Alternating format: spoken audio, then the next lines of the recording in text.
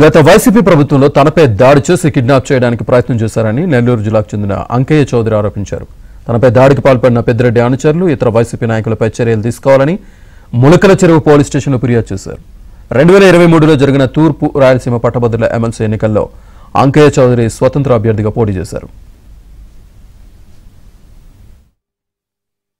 నన్ను పార్టీ పొంగనూరు తంబళ్లపల్లి నియోజకవర్గాల్లో మార్చి 13 తేదీ 2023న పంపించడం జరిగింది. ఎన్నికల రోజు ఆ రోజు ఇక్కడ ఈ రెండు నియోజకవర్గాల్లో పెద్దిరెడ్డి కుటుంబం చెప్పిందే రాజ్యాంగం, ప్రజాస్వామ్యం ఇక్కడ లేదు అనే రీతిలో వాళ్ళు రిగ్గింగ్లు ప్లస్ దొంగ ఓట్లు వేసుకుంటుంటే దాన్ని నేను పొంగనూరులో కొంత ఆపి నేను ముదివేడు వైపు వస్తుంటే అన్ని దాదాపు 10 నుంచి 15 మంది కారుల్లో దాదాపు 40-45 మంది వైసీపీ గోండాలు నన్ను ఫాలో అయ్యి ముదివేడులో ఆటోలు అడ్డం పెట్టి వాళ్ళ కార్లు అడ్డం పెట్టి నన్ను ఆపారు.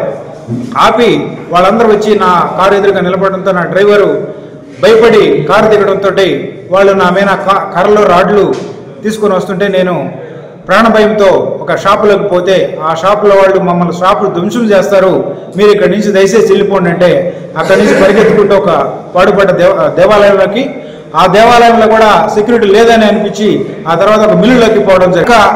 ఈ సంఘటన ఈ ప్రజాస్వామ్యం కాపాడాలనే ఉద్దేశంతో ఆ రోజు కూడా నేను ఫైట్ చేయడం జరిగింది. ఆ రోజు ఎవరు కూడా వైసీపీ గవర్నమెంట్లో సపోర్ట్ చేయలేదు.